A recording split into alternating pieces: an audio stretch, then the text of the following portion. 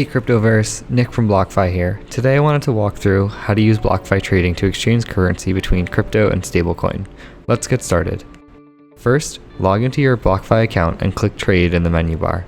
If you'd like to trade in fiat or US dollar denominated values, select GUSD under the Receive box. In this case, we're going to buy Bitcoin, so I'll select BTC in the Pay With box. In the Enter Amount box, input the amount of Bitcoin you'd like to buy in a USD value. In this case, we're going to buy $100 worth of Bitcoin, so I'll type 100 in the box. Press the swap button with the two arrows between the currencies you have selected. This will exchange the $100 value entered to a Bitcoin amount. With $100, you can buy about 0.014 Bitcoin at the current price. Once you have confirmed the trade amount, click the Confirm Trade button at the bottom of the window. Double check the values here and click Submit Trade. You have now exchanged $100 worth of fiat for Bitcoin.